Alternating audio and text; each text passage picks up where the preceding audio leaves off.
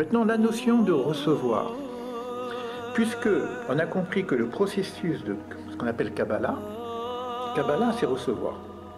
Donc tout mon travail d'être est de recevoir l'être. Et pour recevoir l'être, il faut que je crée le récipient. Moi, je ne suis qu'un récipient d'être.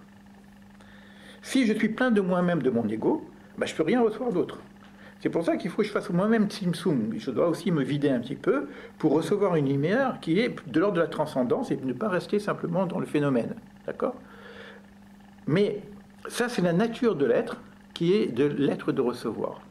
Or, le Rav Ashlag va nous apporter maintenant un enseignement fondamental qui va être tout l'enseignement du Soulam, mais d'une façon après détaillée. Moi, je vous donne vraiment des chapitres. C'est que je ne peux pas être qu'un récepteur. Il y a une autre notion qu'on appelle un besoin, qui est aussi un besoin de donner. Quand vous recevez quelque chose, moi j'apprends quelque chose, si je suis avec vous, c'est que j'ai envie de vous donner ce que j'ai appris.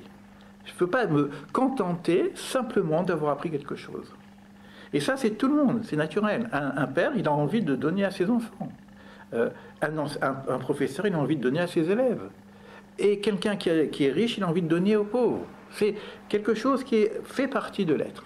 Donc l'organisation du monde, parce qu'on dit à l'image de Dieu, alors c'est quoi l'image de Dieu? C'est la notion de donner. La bonté, c'est la notion de donner. Alors il va y avoir deux forces contradictoires, qui est un besoin de recevoir et un besoin de donner. Et toute la problématique va être comment je vais équilibrer ces deux notions. Recevoir, je suis obligé de recevoir.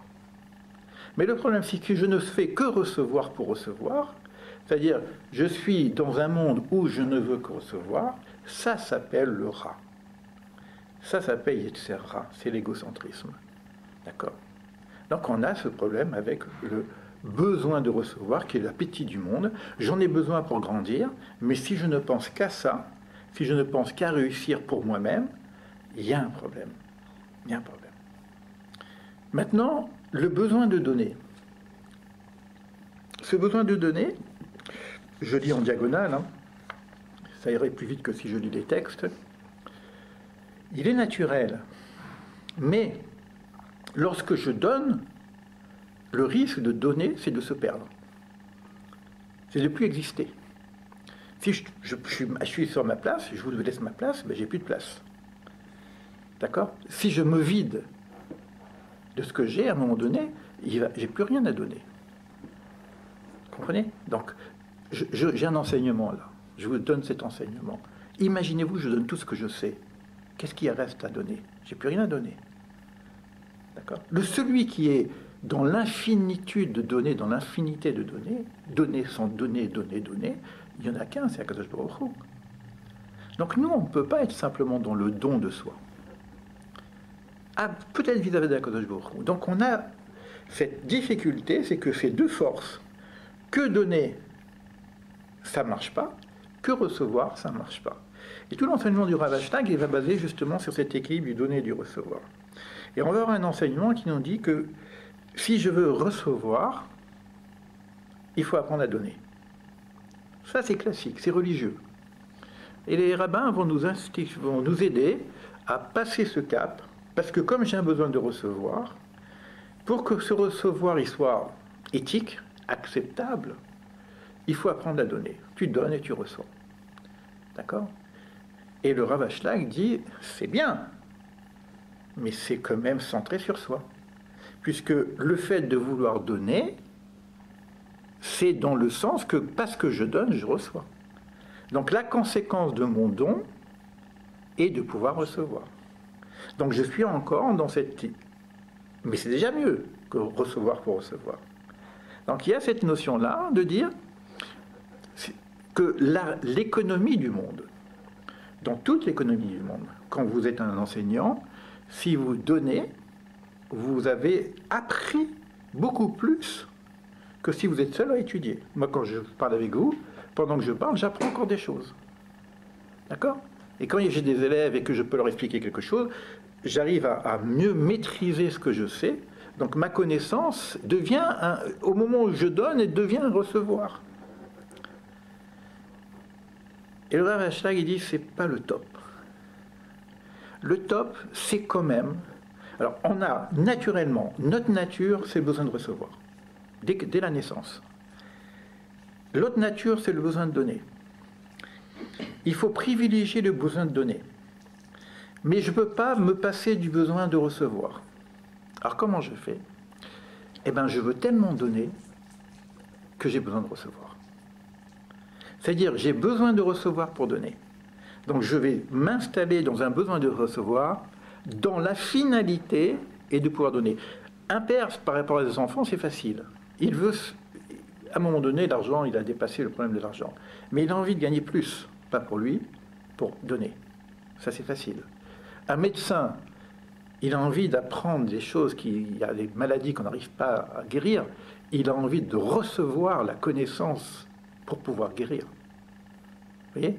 Donc, on est dans un processus du besoin de recevoir pour donner. Et ça, d'après le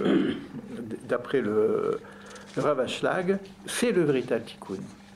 C'est le véritable tikkun. Et quand on crée une entreprise, dans le sens de dire, ce que je veux, c'est pouvoir apporter ça à l'autre. L'objectif de mon entreprise n'est pas de faire de la plus-value et de gagner, etc.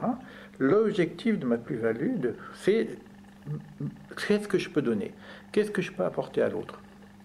Maintenant, sachant que je crée une entreprise et que je veux apporter à l'autre, je vais créer un récipient, un keli, une entreprise qui est capable de recevoir ce que je peux donner. Vous voyez un petit peu l'articulation? Ça a l'air simple, hein? C'est écrit dans les Pirkei Avot. Dans les Pirkei Avot, c'est écrit quoi? Il dit quoi? Im ein ani li mili. Si je ne suis pas pour moi, qui suis-je? C'est-à-dire qu'il y a une nécessité de se construire, ce qu'on a vu au départ. Si je ne m'occupe pas de ma propre personne, ben, qui va s'occuper de moi? Au départ, bon, ok, je peux prendre le lait de maman, etc. Mais à un moment donné, je deviens dépendant. Vous allez voir avec les lettres hébraïques, avec le guimel qui va nous demander de quitter la maison, etc. pour grandir. Il faut se sevrer pour pouvoir grandir. Donc ça, je vous montrerai ça avec le guimel, c'est vraiment très, très intéressant au niveau de la pédagogie. Mais en tout cas, je sais qu'à un moment donné, je dois me prendre en charge. Et le Pirkei Avot continue, c'est Hillel qui dit, « Im ze rak le'atzmi ma'ani » Si je veux me construire, mais c'est que pour moi, qu'est-ce que je suis? C'est-à-dire que je deviens ma. Au départ, im eneli mili, qui suis-je? Je suis un sujet, je dois construire mon sujet, mais si je ne pense qu'à mon sujet, le sujet devient un objet. Ma, quoi? Qu'est-ce que je suis? C'est-à-dire que ça ne peut pas être que pour moi.